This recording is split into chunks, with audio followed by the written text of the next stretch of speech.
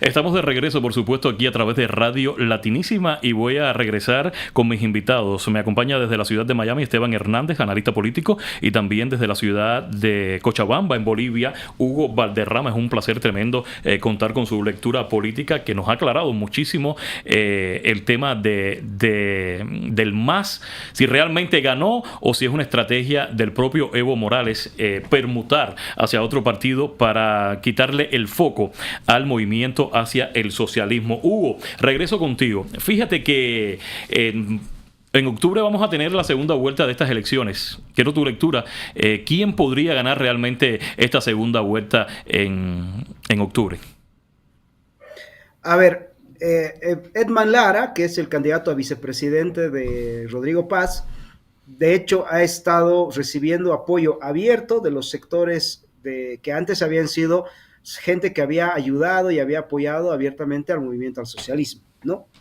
A ver, no niego, no dudo que haya gente, que haya un porcentaje de votantes que han visto en él una nueva figura. Eso es innegable, porque hay gente que se ha visto representada en esta nueva figura y ha puesto su esperanza en él. Ahora, lo que yo no, y ya llamo a mis compatriotas, es a no creer que esto sea necesariamente una nueva figura. A mí me parece más que es una estrategia de reivindicación del sistema, ¿no? Porque además, de hecho, Rodrigo Paz y Edman Lara, y sobre todo el señor Edman Lara, han ofrecido cosas irrealizables, cosas irreales, más populismo de lo mismo, ¿no? El mantenimiento de los bonos, incluso el incremento de los bonos sociales, etcétera. No se ha hablado, por ejemplo, de desmontar el Estado plurinacional, no se ha hablado, por ejemplo, de reducir el gasto público, absolutamente nada. O sea, son promesas y promesas muy al estilo del chavismo. Si uno se pone a mirar los discursos de Edman Lara hace no tan solo 3 o 4 días atrás, era como escuchar a Hugo Chávez cuando hablaba de los de expropiese, los bonos, etcétera. Es más, él ha dicho abiertamente que va a cerrar ciertas compañías de servicios de automóviles como InDrive o Django porque no le agradan, porque no le gustan y quiere crear una empresa estatal de eso, ¿no? Ese tipo de locuras las dice Edman Lara. Entonces, a ver, ya está conformada la asamblea, ¿no? La asamblea ya está, no va a cambiar en nada con la segunda vuelta a la asamblea. La mayoría la tiene el Partido Demócrata Cristiano con Rodrigo Paz. Lo que va a pasar es que la segunda vuelta se va a tener que definir el presidente. No veo realmente un panorama claro porque evidentemente Rodrigo Paz está cerrando sus acuerdos con sectores que históricamente votaban por el MAS, que repito, no creo que toda esa gente sea necesariamente vinculada al régimen, hay mucho votante que simplemente va a votar por él por identificación, pero tampoco creo la otra ingenuidad de decir que no pasa absolutamente nada, ¿no? Que esto es todo nuevo, ¿no? Hay que mirarlo en separado. Lo de Tuto Quiroga, bueno, es un tema muy serio porque Tuto Quiroga no tiene llegada a sectores más de la clase baja y clase media baja en Bolivia. Lo ven como un señorito y eso es una cosa que marca mucho porque en América Latina hay un problema muy serio a nivel cultural. La famosa lucha de clases que ha pegado fuerte en nuestra cultura, no de ahora, es de una cosa de por lo menos 50 años, 60 años, donde ciertos sectores no van a votar por el otro porque no se identifican con él, no van a, ni siquiera van a mirar sus propuestas, simplemente porque tenga cierto nivel económico, porque tenga cierta cultura, porque etcétera, pues no van a votar por él, no van a votar por él por eso. Así que bueno, veo muy difícil. Lo que sí ya no va a ser un cambio es la asamblea, simplemente la segunda vuelta va a definir quién queda como presidente. La asamblea está conformada y eso es lo que me preocupa, ¿no? A ver qué podría pasar. No sé si el acuerdo entre los asambleístas, tanto de Tuto Quiroga como de Unidad Nacional y los del PDC pueda llegar a alguna cosa, porque hay elementos rescatables en ambos partidos, eso no se puede negar. Hay gente que ha peleado sus cargos, aunque la gran mayoría venga de esta idea de la infiltración del masismo en el país, ¿no? Veo muy difícil, no me atrevería a dar un pronóstico. Lo que sí se viene es que no veo la capacidad de afrontar la crisis, por lo menos en el corto plazo, estimado Elvis. Regreso contigo, Esteban. Qué interesante esta pregunta que te tengo preparada en este momento, porque hemos visto cómo la derecha en Latinoamérica, me viene a la mente Javier Milei en Argentina, me viene a la mente Noboa en Ecuador, también me viene a la mente ahora lo que ocurrió precisamente en Bolivia a través de las urnas, aunque el invitado me diga que él no está confiado en que hayan salido del socialismo, y él es una voz especializada porque vive precisamente en Bolivia, y cuando él lo dice es realmente hay que hacerle mucho caso y prestarle mucha atención precisamente a ese planteamiento. Ahora bien, ¿qué te parece a ti con la llegada de Donald Trump y este giro que está dando Latinoamérica, que se está despojando de sistemas de izquierda? Dame tu lectura, por favor. Bueno, voy a comenzar con el tema de Bolivia, porque más allá de que estoy de acuerdo con todo lo que ha dicho Hugo, y por supuesto, como tú lo mencionabas, él es el especialista en esto, no es mi caso, por lo menos te demuestra que efectivamente la izquierda sí está débil, porque a nivel de percepción, por ejemplo, la gente que votó en contra, o que votó a favor, mejor dicho, de Rodrigo Paz o de Tuto Quiroga, sí puede ser porque ellos ya están cansados del MAS, porque si hubiesen querido seguir votando por el MAS, entonces evidentemente, bueno, si hubiesen ido directamente por ese partido, o por lo menos con los otros candidatos que eran mucho más cercanos a estos dos individuos, que uno tiene que ir de manera más solapada. Entonces, por lo menos a nivel de ciudadanía, sí existe ese rechazo hacia la izquierda más radical, y vemos ese giro, bueno, por lo que pasó en Bolivia, a pesar de lo que ya ha explicado Hugo, con lo que ha pasado en Argentina. Javier Milei creo que es el mejor ejemplo, Noboa también lo mencionaba, yo te podría mencionar también a Bukele en El Salvador. En Bolivia es muy, pero muy probable que saquen, en Colombia, disculpen, es muy, pero muy probable que saquen también pronto a Gustavo Petro. En Panamá también volvió a ganar la derecha, el regreso de Donald Trump. O sea, se está rearticulando, se está rediseñando el mapa político de la región, y me trae ciertas similitudes al mapa que justamente estuvo bajo la primera administración de Donald Trump. Estaba Donald Trump en Estados Unidos, Bolsonaro en Brasil, Iván Duque en Colombia, Sebastián Piñera en Chile, Argentina estaba bajo Mauricio Macri, ¿no? ¿Qué es lo que ocurre? Que también yo creo que por eso es importante analizar, y en el caso de Bolivia muy posiblemente les toque volver a vivir ese proceso, que normalmente cuando los que ganan, cuando los que llegan al poder son una derecha, con comillas, tibia, una derecha cobarde, como lo llaman algunos, Sí. no implementan las políticas que son las correctas, y al no implementar las políticas correctas, evidentemente no hay ningún cambio. La gente que dice, bueno, si estoy igual o peor que antes, vuelvo a votar por el otro. Por ejemplo, cuando te mencionan los que estaban en la primera administración de Donald Trump, ¿quiénes fueron justamente sus sucesores? Estamos hablando, después de Iván Duque vino Gustavo Petro. Después de Piñera vino la izquierda completamente fueron los sucesores.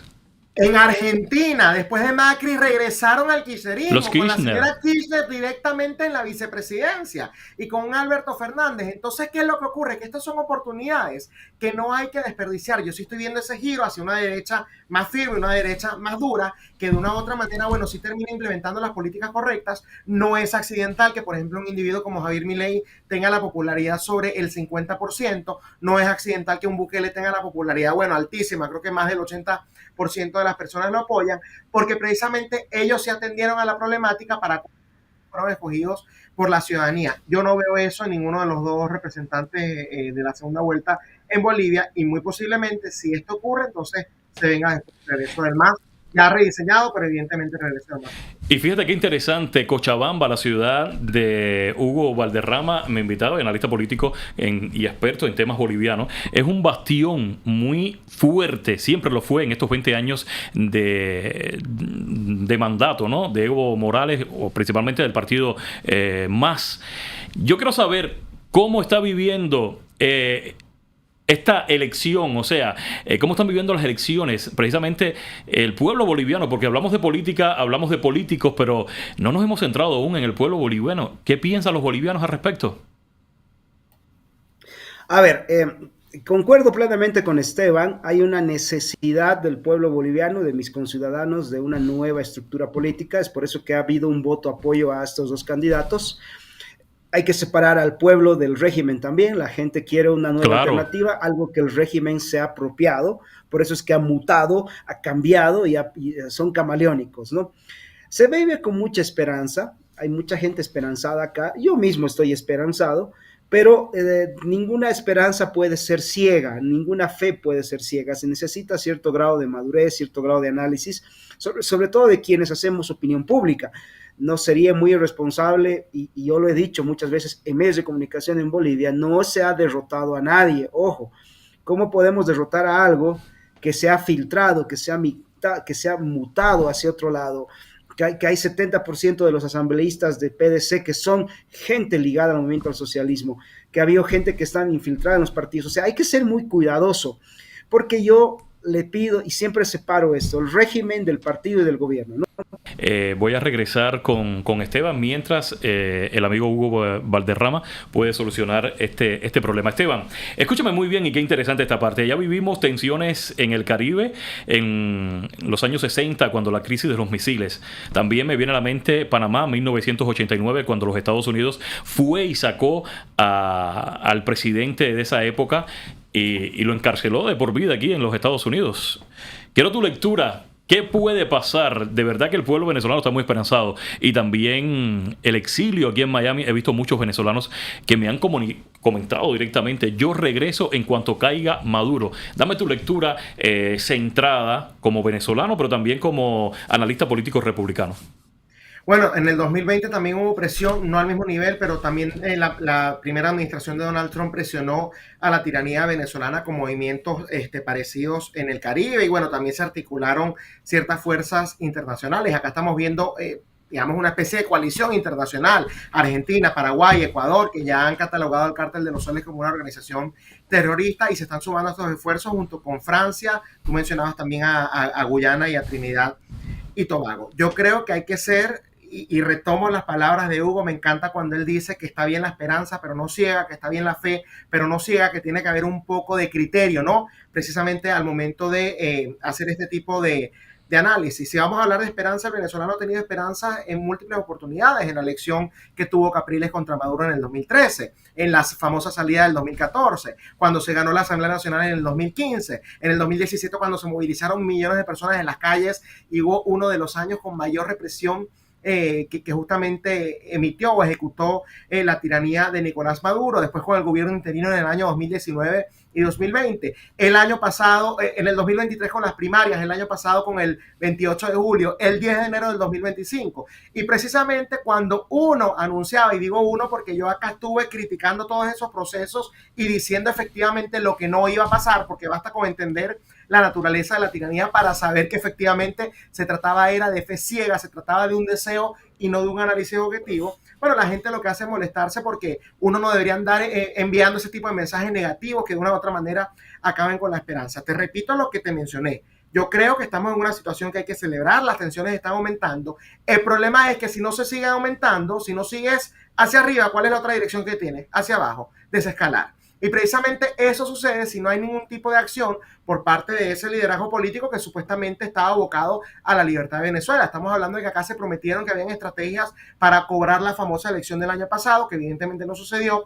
Luego nos vendieron la idea de que el 10 de enero de este año iban a regresar a Venezuela a juramentarse porque había una estrategia secretamente armada, que el mundo iba a regresar incluso con expresidentes, una cuestión totalmente absurda. Y yo lo que estoy viendo es que no hay movimiento precisamente para escalar esa situación, porque muy distinto sería, ¿no?, ese movimiento que se está haciendo en el Mar Caribe con un apoyo directo, no diciendo, bueno, me gusta lo que está pasando, no, exigiendo, traigan más y sí, vengan a la intervención y ayúdenos, nosotros vamos a salir a las calles o vamos a tomar cualquier otro tipo de acciones, ¿no?, para justamente ayudar a los Estados Unidos en estos esfuerzos, porque el líder del Cártel de los Soles es el mismo que se sienta en Miraflores. Entonces, lamentablemente, con la situación de hoy, repito, la situación de hoy, si mañana hay un cambio, el contexto cambiaría por completo, pero con la situación de hoy no hay ningún tipo de condiciones para una invasión a gran escala, que es a lo que muchos están esperando, que esas son las mismas personas que te aseguro que te decían que el 10 de enero regresaban y evidentemente no pasó, o en julio del año pasado. Y lo más interesante de toda esta conversación es que el pueblo venezolano ha caído en ese juego tristemente por esos líderes de la llamada oposición, como María Corina Machado, como Edmundo González y otros que aún permanecen en Venezuela y que son presos políticos también hoy dentro de de las prisiones de Maduro. Y mira, yo como cubano sí les digo algo a ustedes, los venezolanos, Esteban, es que estas dictaduras saben reinventarse. Nosotros los cubanos pensamos que en el año 1990, cuando se anunció el derrocamiento de el campo soviético, el campo socialista, pensamos que nos íbamos a librar del comunismo de Fidel Castro. Sin embargo, apareció Europa y también apareció Hugo Chávez, y fue una válvula de escape. Por eso es que hay que ser muy cuidadoso a la hora de creer de que ya mañana yo como venezolano, tú como venezolano, vas a regresar a Venezuela, porque va a ser el fin del régimen de Maduro. Y qué interesante, Hugo, voy contigo. Fíjate que esta elección va a cambiar el juego político de Bolivia con estas tres dictaduras, con este triángulo del comunismo en la región, Cuba, Nicaragua y Venezuela. Quiero saber tu lectura, si va a haber un distanciamiento con lo que representan estos tres gobiernos totalitarios en la región, o si va a haber un maquillaje político y van a seguir tras bambalinas estas negociaciones y estos intercambios de ambos gobiernos. Mira, en Bolivia se juega un tablero geopolítico muy, muy grande. A ver, nosotros somos una nación capturada, al igual que Cuba o al igual que Venezuela, por un sistema criminal llamado socialismo del siglo XXI. Este sistema criminal que captura a los países tiene una forma de gobernar que es a través de la fabricación de miseria. La pobreza no es un error, es su objetivo final. ¿Para qué ha usado la pobreza? Bueno, para tener sometidos a los pobres, a los pueblos. Pero después, ¿qué ha hecho? Se ha ampliado a abrirle las puertas a todos los enemigos de Estados Unidos. O sea, está usando nuestros países como plataformas de ataque a los Estados Unidos. Y una de sus plataformas de ataque en esta famosa guerra asimétrica es el crimen organizado, el narcotráfico como arma revolucionaria, que ya lo había dicho el propio Fidel Castro. Ahora bien, ¿por qué te cuento esto?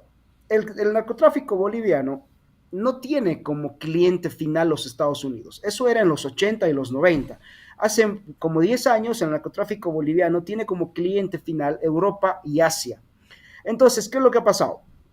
Los iraníes que están en Bolivia están usando el narcotráfico boliviano con conexión a través de Argentina, en la provincia argentina de Santiago del Estero, que es muy cercana a Bolivia. Se ha creado una especie de movimiento al socialismo, una especie de clon de este movimiento al socialismo llamado Mocase, ¿no? Donde tú ves y la gente es como que hubieran intentado clonar a Evo Morales y a su séquito de seguidores. Bueno, esta gente usa esta ruta para sacar cocaína boliviana. En Santiago del Estero recargan los aviones, porque son aviones pequeños, los hacen llegar hasta el Atlántico, y los iraníes meten esa cocaína a Europa y Asia, ¿no? Y esa plata se utiliza para financiar a los propios iraníes en su carrera armamentística. Entonces, Bolivia tiene ese problema. ¿Y a qué viene todo este cuento? Que no se lo he escuchado a ninguno.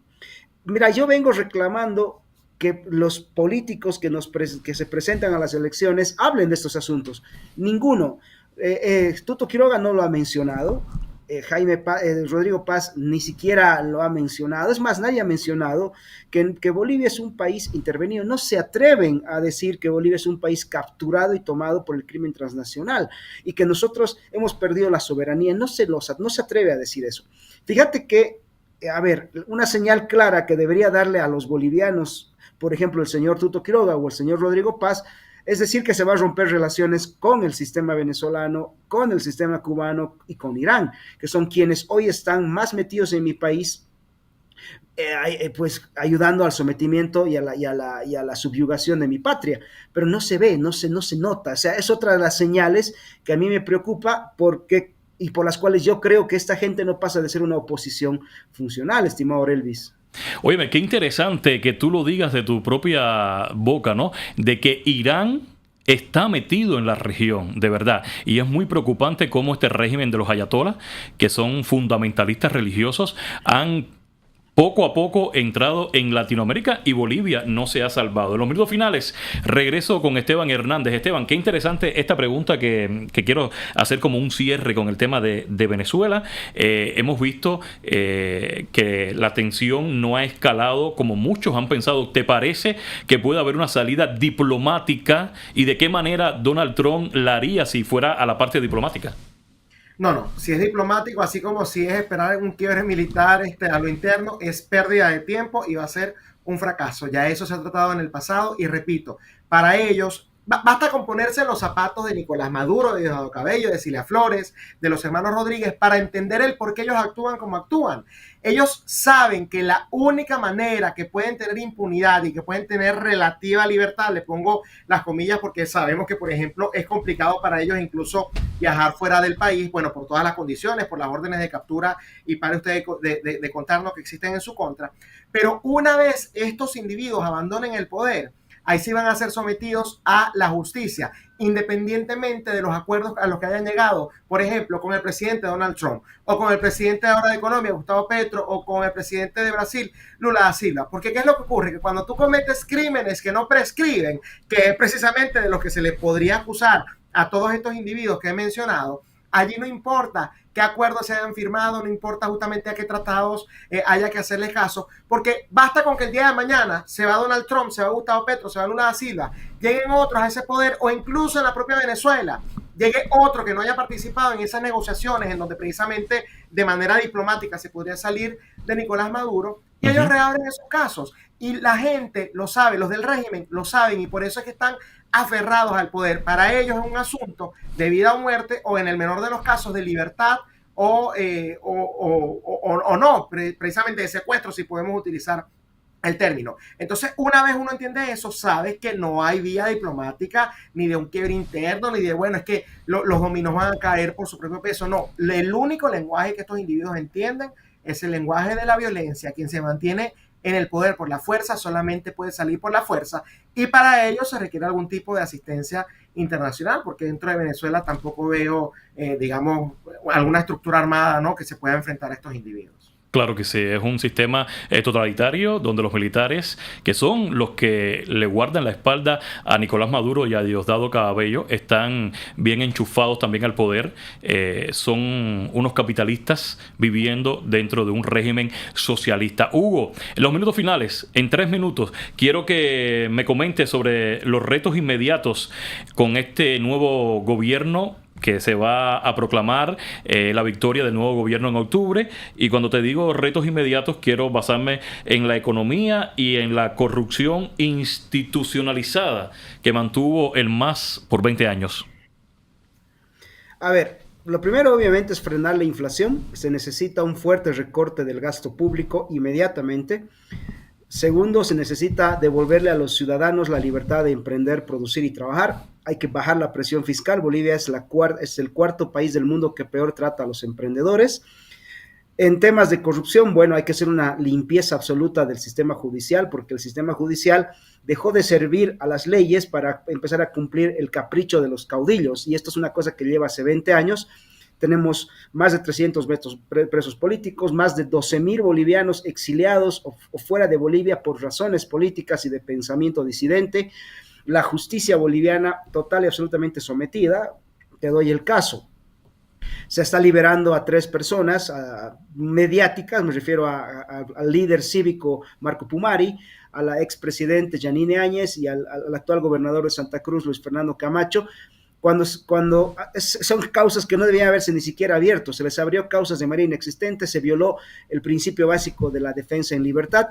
Hoy, a pocos meses de que Arce Catacora culmine, se los deja en libertad como una especie de intentar mostrarle al país y al mundo de que la justicia es independiente. Bueno, esos son los grandes desafíos que se da. Repito, no se ha hablado de esos temas en Bolivia. En Bolivia ningún candidato hasta ahora ha tocado los puntos esenciales. La economía la han tocado muy, muy a superficial. De hecho, Rodrigo Paz ni siquiera la ha mencionado. El tema de la justicia, peor. El tema de la geopolítica, menos. Es muy difícil lo que se viene, es muy grande. Pero aquí, con esto cierro, hay que hacer un llamado a la población. Y esto es una cosa que tenemos que entender todos los latinoamericanos.